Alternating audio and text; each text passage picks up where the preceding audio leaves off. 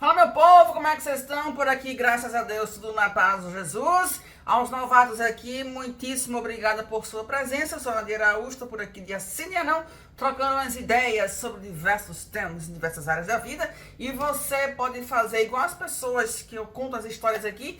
Você pode participar aqui deste canal enviando a tua história pra cá. Fique tranquilo que sua identidade será preservadíssima.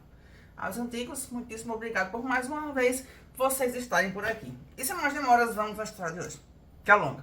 Na verdade, é uma mistura de comentário com a história pessoal, tá? A nossa Maria de hoje, ela vai comentar sobre esse vídeo aqui. Se não lembrar de botar aqui ou aqui, me lembre, tá? Bom, simbora. Querida Nadir, muito obrigado por este canal que nos louva tanto com chacoalhões de sabedoria. Eu que agradeço a cada um de vocês que está sempre aqui comigo, tá? Eu estava ouvindo esse último relato da Maria, do vídeo chamado Sorteio. Coitada da Maria, que quer cuidar de todo mundo e ninguém cuida dela. Eu gostaria de falar para ela e para outras Marias que passam pelo mesmo processo de aceitação. Maria, você é a pessoa mais importante do mundo. Se você não cuidar de você mesma, não consegue cuidar de ninguém. São inúmeros os casos de maridos que colocam a mulher para cuidar dos pais idosos quando tem outros irmãos e que podem sim dividir essa tarefa. Eu não acho que os filhos não devem cuidar dos pais, devem sim. Eu mesma cuido dos meus idosos com idade bem avançada e problemas de saúde. Mas daí, se anular para cuidar dos pais do marido, isso é um abuso. Eu vou relatar o que aconteceu comigo para que outras acordem e saibam onde fica a linha tênue entre filhos e pais. E que os filhos, quando são folgados, e arrumam uma trouxa para fazer o que eles deveriam fazer mesmo. Mas quando tem que tomar partido em alguma situação, não ficam neutros. Eles te fritam mesmo. Eu amo meu marido com 2 filhos adultos do primeiro casamento. Ele tinha pais idosos e o pai tinha tido AVC. Eu ia à casa, dava banho no pai, ele ficou demente. A minha ex-sogra queria me colocar para cuidar dele toda vez que eu ia fazer uma visita. Banho, comida na boca, isso com 2 filhas separadas morando na mesma casa. Aí eu pergunto a vocês, se tinha 2 filhas lá que moravam na casa, por que é que era a nora que ficava com a obrigação, vamos dizer assim, de cuidar do pai? Não faz sentido. As 2 filhas não estavam lá. Nenhuma delas tinha o menor contato com o pai. Viviam na mesma casa, mas era como se ele não estivesse lá, já que ele era acamado. Então, eu ia ao médico, tanto consulta agendada, como também se precisasse ir em um pronto-socorro. Enfim, eu estava sempre disposta. Eu estava grávida, as filhas resolveram colocá-lo em uma casa de repouso. Outra pausa. Sobre casa de repouso. Eu colocaria minha mãe numa casa de repouso? Eu não tenho essa coragem. Eu não tenho. Só se fosse assim. Eu tenho alguma responsabilidade minha e eu não posso deixar aquela responsabilidade e nem tenho quem cuide dela. Então fazer o quê? Mas assim, pra botar eu não tenho essa coragem. Eu não tenho. E nesse caso aqui, minha gente, não tinha lá as filhas que moravam na casa. Eram 2. Elas poderiam dividir o trabalho de cuidar do pai. Não. Jogam o homem na casa de repouso. Mas bora. Porém, elas tinham condições de colocar em uma casa boa, pois existem sim casas de repouso com tratamento excelente. Mas colocaram em um muquifo bem barato, fedido, sem condições que ele tinha condições de pagar por algo melhor. Elas, as filhas que moravam com ele, apenas uma delas foi na casa de repouso uma única vez e a outra nunca foi. E queriam que a minha ex-sogra só fosse ver uma vez por semana. Aí eu fico aqui pensando, outra pausa. Será que esse homem era tão ruim assim que ninguém queria cuidar dele? Ou será que as filhas é que não prestam? Fiquei na dúvida. Ela fugia e ia todo dia vê-lo sozinha, com quase 80 anos. Pegava 2 ônibus e ia. Um dia eu descobri que ela estava fazendo isso e ela me fez prometer que não contaria a ninguém. Foi quando eu mesmo, grávida, passei a levá-la todos os dias para visitá-lo. Só que depois de 2 meses nesta casa, ele morreu. E ela ficou sozinha com uma das filhas, pois a outra arrumou outro relacionamento e foi viver a vida. Continuei todo final de semana a visitá-la. Ela ainda morava com uma filha e o neto, filho desta. Eu passava o domingo lá, fazia comida, ia ao médico com ela quando ela precisava, enfim. Fazia tudo o que podia para ela se sentir bem acolhida. Só que eu não falei que ela tem 9 filhos. 9. 2 moram em outros países e o restante moram todos por perto, pois quando tem alguma festa, todos estão presentes. Na festa, né? Mas para cuidar ninguém tá.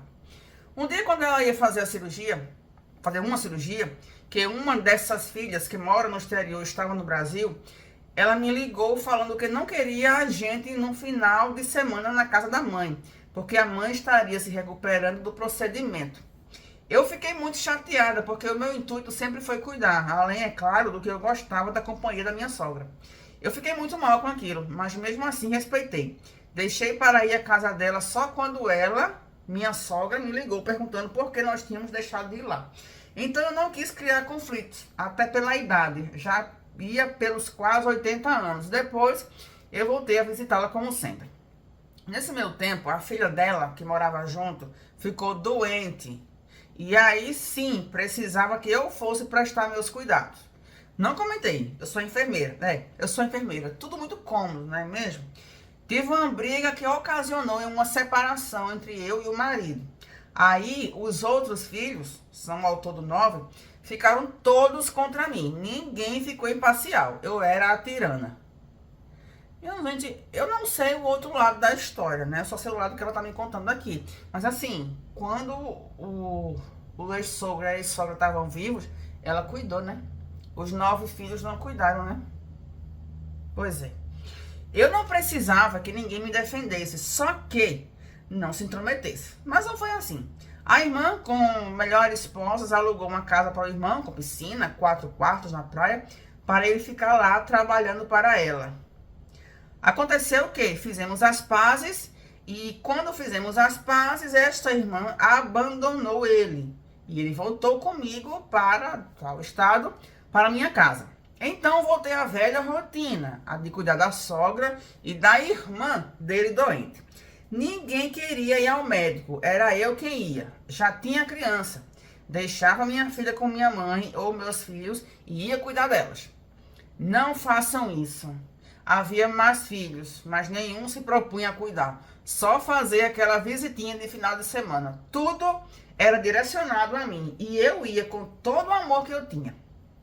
Ressalto que eu nunca fui obrigada. Tudo que eu fiz foi porque o meu coração mandava. Depois, há 2 anos, eu cuidando da irmã, muito doente, ela acabou morrendo. E eu fiquei com uma dor imensa, pensando naquela mãe que perdia a filha, muito triste. Agora, voltando a Maria da história, eu também fiquei presa nesse relacionamento, sem trabalhar, trabalhando no negócio do marido, mesmo trabalhando com ele, eu não tinha salário, eu não era realmente uma funcionária. Foi quando eu tive uma elucidação divina e soube de uma vaga em um hospital perto da minha casa. E depois de anos sem trabalhar, achando que nunca seria chamada para a vaga, resolvi fazer o processo seletivo, sem ele saber. Aquilo foi um marco na minha vida. Eu tinha uma formação, o que eu não tinha era autoestima. Passei pelo mesmo processo seletivo 3 vezes. Eu não sabia por que eu não passava. E resolvi procurar a psicóloga que recrutava os candidatos e saber dela qual era o ponto em que eu estava errando e não passando. Isso foi muito ousado, mas ela me atendeu e me pontuou naquilo que eu estava errando. Já no processo seguinte, eu passei. Fui admitida e todos eles, meu marido, a família dele, ficaram assombrados, porque todo mundo achava que eu tinha obrigação de ser servente deles. Olha, Maria, não importa se você tem formação, se você tem um monte de filhos, converse com Deus ou com a direção de sua crença e acredite em você. Arregace as mangas e se você realmente quiser, se você fizer esse trabalho de autoestima, de que se dane os outros, primeiro você. Não que você não possa cuidar de alguém, pode sim, e deve cuidar do próximo, mas não pode ser abusado. E saiba que mesmo cuidando de toda a família do seu marido, é momentâneo. No momento seguinte, eles não estão mais te valorizando. E que, para te valorizarem, você vai precisar ter muita autoestima, porque quando eles perceberem a sua autoestima, eles ficam arredios e já te veem como quem vai abandonar o queridinho deles. Família de marido é bom, eles na casa deles e você cuidando da sua vida. E eu acrescento aqui, família em geral. Família é linda, sabe aonde? No porta-retrato e preto e branco, porque se for colorido, até a cor da roupa dá problema. Infelizmente é assim, minha gente. Quem tem sua família linda, maravilhosa, é exceção. Porque parece que a regra é assim, que família é um negócio assim, sabe? Complicado, né? Complicado. Às vezes tu acha mais família nos estranhos, nos de fora, do que na família sanguínea tua, tá? Comenta aqui embaixo se vocês também têm uma experiência assim. Mas bora. Deixe eles se importar com o que eles acham sobre você. Se forem mais irmãos, deixe eles se virarem um pouco com os pais. Afinal, eu tenho certeza de que se você cuida dos pais dele, você cuida dos seus. E se você os tiver também. Não ficou claro se você tem pais por perto. Se você ainda os tem, mas cuide dos seus filhos. Cuide principalmente de você, pois quando perceberem que você está cuidando de você, vai ficar claro se gostam mesmo de você. Vão torcer de verdade pelo seu sucesso, que será sucesso para seu marido também. A depressão, o pânico é decorrente de situações de doação de sentimentos demasiados. Você dá muito mais do que você tem e não sobra nada para você. Você investe demais nos outros esperando um retorno e esse retorno não chega. Levanta a mão aqui, quem nunca passou por uma situação dessa, de fazer muito pelos outros, tu faz. E não é que tu faça esperando, não, eu vou fazer isso aqui porque eu tenho certeza que a pessoa vai fazer aquilo ali pra mim. Não, não é sobre isso. Mas à medida que tu faz alguma coisa pra outra pessoa, de uma forma ou de outra, tu vai esperar um reconhecimento, esqueci a palavra agora. Uma troca. Não é essa palavra agora. Reciprocidade. Tu vai esperar uma reciprocidade. Só que na maioria dos casos, essa reciprocidade não vem. Tu faz pelas outras pessoas e as pessoas estão ali, dispostas a receberem o que tu tens, o benefício que tu tens para dar a elas. Mas quando é o contrário, quando é para essas pessoas te dar o benefício, adivinha? A ficha acaba. A ficha acaba. E aí tu fica pensando, meu Deus do céu. Eu faço tanto por A, B, C e D, e na hora de fazer pra mim, não tem tempo, não pode, não está disponível, né? Infelizmente é assim que acontece. Se concentre em você, nem que seja um pouquinho só por dia. Tome um banho relaxante. Eu digo um momento só seu, de se cuidar, enquanto faz algo que é muito pessoal. Olhe pra dentro de você, veja como você é especial e única. Quando você se tratar bem, tenha certeza de que o mundo irá te tratar bem também. Não se trata de maltratar o outro, de olhar para você e reconhecer que você é um ser humano de um estimável valor. É um valor que ninguém, absolutamente ninguém vai reconhecer. Mas isso não importa. Se você se vê com muito valor. Não espere que os outros reconheçam esse valor, mas o mundo vai te tratar como você se trata. Se necessário, procure um serviço de acompanhamento psicológico. Pode demorar no SUS, mas se você procurar, ele não vai chegar nunca. Se não procurar, não vai chegar nunca. Tenha força, saia de casa determinada a mudar o dia de hoje. Só o dia de hoje. Viva um dia de cada vez. Não adianta ficar pensando em como vai ser daqui a tanto tempo. O importante é o que você vai fazer hoje para você se sentir melhor. Escuta esse relato quantas vezes achar necessário, pois eu creio que alguma dessas palavras vai falar muito fortemente com você. A vida é muito boa, depende de onde é na sua vida em que você está colocando a lente de aumento. Relacionamento é muito bom, mas você tem que saber que a pessoa mais importante do mundo é você. Quando o parceiro percebe que você tem autoestima, que você está atrás de progredir, se ele for alguém que te quer muito bem, ele vai andar junto. É aí que está o momento de você decidir se é bom ou se é nocivo para você. Se não, você pode ter duas reações. Ou você continua se flagelando, querendo ser a coitadinha para todo mundo ter dó de você, ou você arregaça as mangas e toma atitude. Com 4 filhos ou com 10. As soluções vão partir de dentro de você. Não procure soluções primeiramente fora, primeiro dentro de você.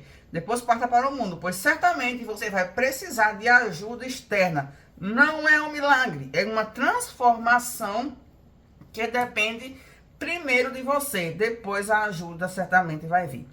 Esse é um conselho de quem já esteve no fundo do poço. Hoje eu sou muito feliz com as minhas decisões e tenho gratidão por todas as mazelas pelas quais eu passei. E não foram poucas. A vida é de perrengue, mas sou eu mesma quem faço esse dia de hoje ser melhor do que o de ontem. E que amanhã será melhor ainda. Bom, minha gente, é isso, tá? Ela está pingando de razão, coberta de razão. Nós temos que cuidar do outro? Temos, né? A gente tem que cuidar do pai e da mãe idosos? Sim, temos que cuidar do pai e da mãe idosos. Temos que cuidar do marido, da mulher idosa? Sim, claro que sim. Mas se nós não cuidarmos de nós mesmos, nós não teremos condições de cuidar do outro. E outra coisa, uma coisa é eu me dedicar 100% a uma pessoa que está dependendo da minha ajuda e essa pessoa não ter uma outra com que eu possa dividir o peso, como no caso dela aqui. Tinha 2 filhas que poderiam cuidar dos sogros idosos, mas não.